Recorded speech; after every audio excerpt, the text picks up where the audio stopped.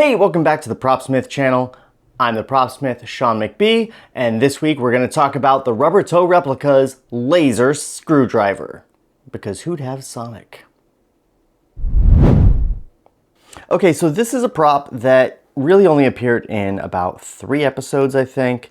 And from the start, it just was incredible looking, and I've always wanted one, so I'm really glad that Rubbertoe offered this.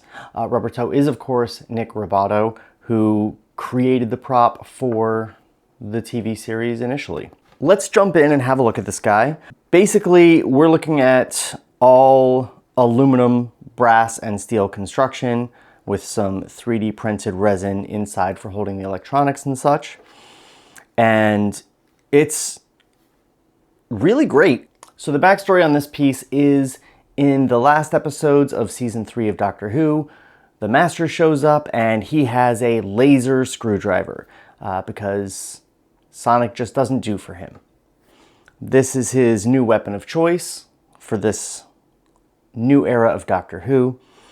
And Nick Rubbertoe, as he made all the Sonics, was also tasked with making this for the show. So he made 2 that were used on the show, and then he made a 3rd one for himself. Because of course you would, it's awesome. This replica is based upon that 3rd one, which was later hired out to be used in the finale of season 10 with Peter Capaldi. Apart from minor little differences here and there, I don't expect there were really any significant changes. But this being based on the one used in series 10 was just because he had it. It was his. He only rented it to the production for season 10, and so he had full access to do as much reference and research as he needed to replicate it properly. Now, before we get into the screwdriver itself, let's talk a little bit about the packaging. So this guy came in this fun little tube. It says caution, laser, blah, blah, blah. And it's secured in there with some foam. And this also comes with this nifty little turned aluminum stand, or aluminium if you're in the UK and like to pronounce things properly. It also comes with this Bad Wolf certificate of authenticity, which is signed and numbered, which is a very nice touch. The base is also signed and numbered.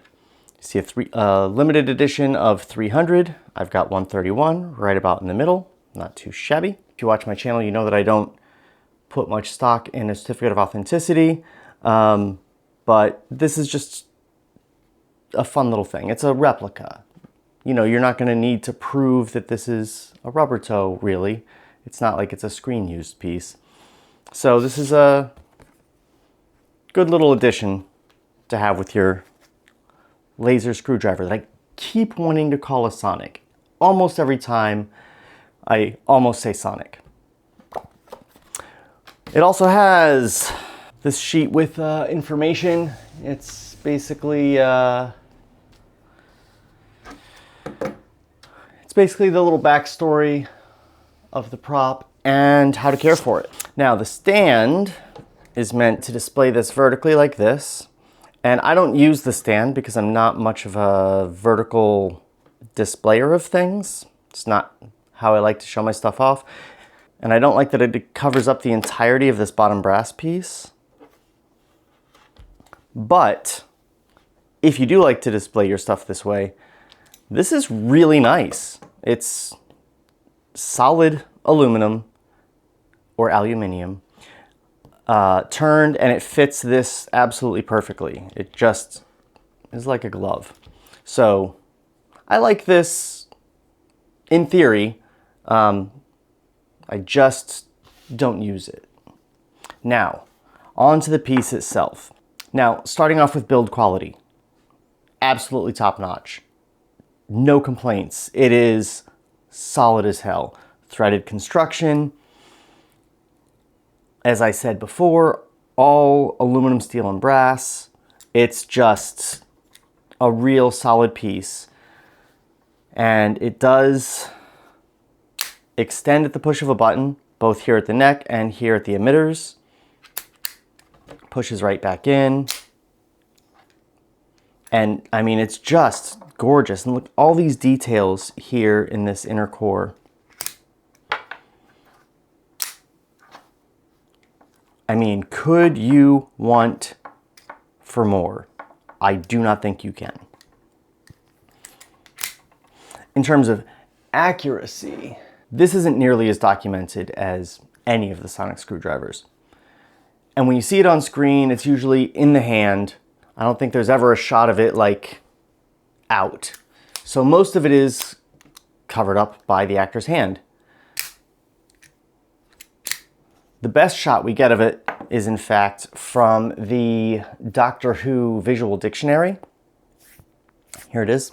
As near as I can tell, it's just spot on. These emitters may be in a slightly different position, but that's because this can turn fairly freely.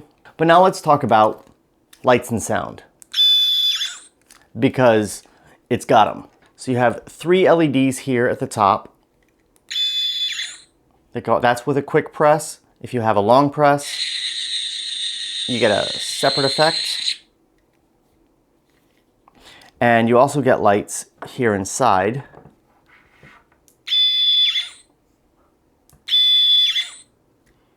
So we have 3 LEDs here in the end, 1 LED here inside. And it's just so fun. Same sounds, whether used open or closed. Now the one plastic piece on this is the dial section here, this crackle dial. This crackle dial is molded much in the same way that the Wand Company did the molding of the crackle on the 10th Doctor's sonic screwdriver universal remote. Honestly, it looks pretty great. You wouldn't notice. It's not like a molded crackle that you'll find on a character options toy, for example. It is molded and then it looks to be hand aged with some paint. So it looks pretty solid. However, there is an upgrade option and I'm going to get to that in a minute. Moving on to my one criticism of this, and if you live in the UK, this really isn't a criticism, but for those of you in the US, okay, this part isn't a criticism. The battery is so easy to get to. You just unscrew that, and there it is. My one minor criticism for US people specifically is that it takes a 6-volt A11 battery, or 11A. And those are impossible to get. I went to a specialty battery store when my batteries in this died to get a new 11A battery. And they were like, no, we got to special order that at a specialty battery store. So I had to order them online and they took like 2 weeks to arrive. So I got a bunch, so now it's not an issue. But just so you know, if you manage to pick one of these up, and I'm sorry that I didn't get to this review while they were still available to purchase, but if you should manage to pick one of these up, just buy a bunch of those A11/11A batteries and have them around, because otherwise, if you're in the US, it's going to take some time to get. I mean, that's about it. There's not a lot to talk about except to say that this is fully great. It's just beautifully assembled. Grub screws. It's assembled essentially exactly the same as the screen used prop, except that Nick has updated the internal electronics to make them a little more reliable. So really the last thing to discuss is this crackle dial. And like I said, it looks fine. I wouldn't think there was anything wrong with it. It wouldn't really bug me, except that there is a better option out there. You can buy a replacement crackle dial. If you remember my Psychic Paper review, it was from a company called Little Shop Props that has been working directly with Nick Rubbertoe on a lot of his products and selling products of their own as well. And one of those products they're selling is this beautiful replacement crackle dial. Here, let me hold that right up to this camera. Look at that. This is an aluminum dial machined and then crackle painted as the original prop would have done. And to switch it out, you just unscrew this little pommel right here. Look at that, quick and easy. Slide it off, slide it on, screw it back. Now, this thing looks 100% the part. With this, 95% still, great. But this little shop props upgrade just kicks this thing up a notch and makes it next level. It's honestly perfect. That's not a phrase that I would use for most prop replicas, but in this case, I would say entirely perfect. Perfect replica. And again, sadly, no longer available for sale, but if you should find one available for sale in the aftermarket, eBay, whatever, do pick it up. Absolutely fantastic if you're a Doctor Who fan. If you're not a Doctor Who fan, I don't know why you're still watching this video, but hey, thanks. So, that's it. The Rubbertoe Replicas Masters Laser Screwdriver. Absolutely fantastic replica. Get it. And while you're searching for that, do click like, subscribe, the things, you know, tell your friends.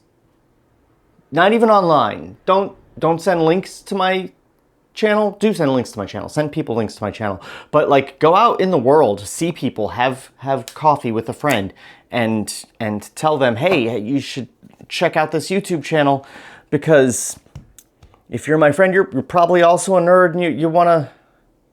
I'm really bad at this part of this, but you know, trying to build the channel. Help me out.